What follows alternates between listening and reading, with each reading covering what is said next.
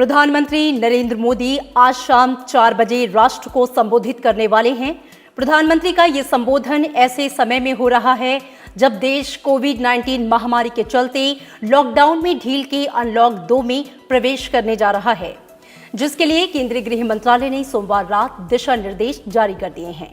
उनका ये संबोधन ऐसे समय में हो रहा है जब वास्तविक नियंत्रण रेखा पर भारत और चीन के बीच तनाव चरम पर है। प्रधानमंत्री कार्यालय ने सोमवार रात ट्वीट किया कि प्रधानमंत्री नरेंद्र मोदी मंगलवार शाम 4 बजे राष्ट्र को संबोधित करेंगे। देश में कोरोना संकट के बीच प्रधानमंत्री नरेंद्र मोदी का राष्ट्र के नाम ये 6ठा संबोधन होगा। उन्होंने पिछली बार राष्ट्र को 12 मई को संबोधित किया था। तब उन्होंने अर्थव्यवस्था को मजबूती देने के लिए 20 लाख करोड़ रुपए के वित्तीय पैकेज की घोषणा की थी। रविवार को मन की बात कार्यक्रम में प्रधानमंत्री नरेंद्र मोदी ने अनलॉक की अवधि में कोरोना को हराने और अर्थव्यवस्था को मजबूत करने पर ध्यान देने की जरूरत बताई। साथ ही कहा कि इस अवधि में लोगों को बाहर निकलते समय लॉकडाउन की अवधि से ज्यादा सतर्क रहना होगा। सरकार ने अनलॉक 2 के लिए दिशा निर्देश जारी कर दिए हैं। कोरोना वायरस के कंटेनमेंट जोन से बाहर के इलाकों में कई गतिविधियों में छूट होगी, जबकि कंटेनमेंट जोन में लॉकडाउन को सख्त बनाने का प्रावधान है। जारी दिशा निर्देश के मुताबिक शैक्षणिक संस्थान, मेट्रो, रेल सेवाएं, सिनेमाघर और जिम अभी बंद रहेंगे। केंद्रीय गृह मंत्रालय ने अनलॉक 2 के तहत व्यापक दिशा निर्देश जारी किए हैं, जो 30 जून को अनलॉक 1 के पूरा होने के बाद 1 जुलाई से लागू होंगे। नए दिशा निर्देशों में कहा गया है कि स्कूल, कॉलेज और कोचिंग संस्थान 31 जुलाई तक बंद रहेंगे। इनमें कहा गया है कि मेट्रो, रेल, सिनेमाघर, जिम, स्विमिंग पूल, मनोरंजन पार्क, थिएटर, बार, ऑडिटोरियम, असेंबली हॉल और ऐसे अन्य स्थल भी बंद रहेंगे।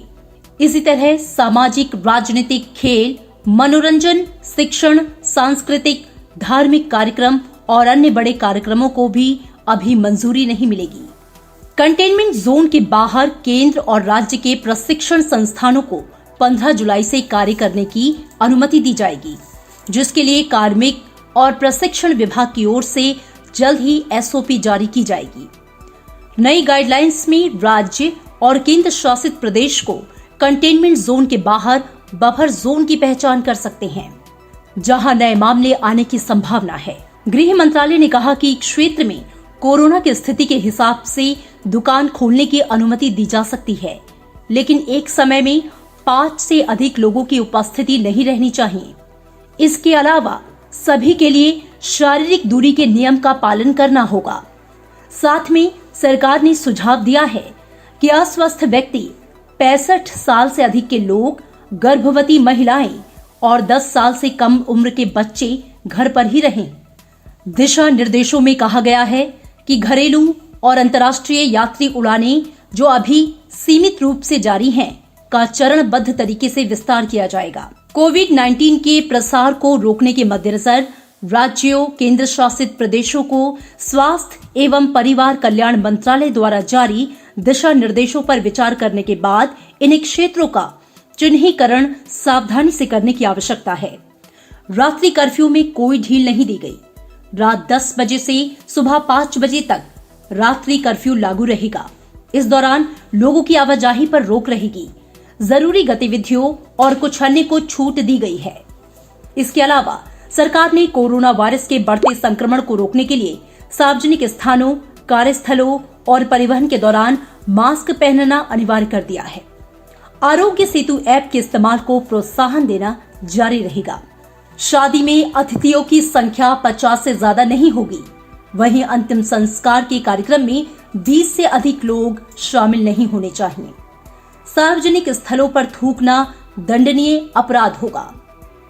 गृह मंत्रालय ने कहा कि सार्वजनिक स्थलों पर शराब, गुटखा, पान, तंबाकू सेवन निषिद्ध रहेगा। अनलॉक 2 को लेकर केंद्र सरकार की ओर से जारी दिशा निर्देशों के बाद केंद्रीय गृह सचिव अजय भल्ला ने सभी राज्यों के मुख्य सचिवों को पत्र लिखा है। पत्र में केंद्रीय गृह सचिव ने कहा कि राज्य के मुख्य सचिवों से कहा गया है कि अनलॉक 2 के दिशा निर्देशों का अनुपालन सुनिश्चित करें और सभी अधिकारियों को भी सख्त कार्यान्वयन के लिए निर्देशित करें। उन्होंने लिखा कि राज्य अनलॉक 2 के केंद्र के दिशा निर्देशों में कोई बदलाव नहीं कर सकते। हालांकि राज्य और केंद्र शासित प्रदेश मूल्यांकन के आधार पर कंटेनमेंट जोन में जरूरत पड़ने पर कुछ गतिविधियों पर पाबंदी लगा सकते हैं। इसके अलावा एक राज्य से दूसरे राज्य जाने वाले लोगों और सामानों पर कोई प्रतिबंध नहीं लगा।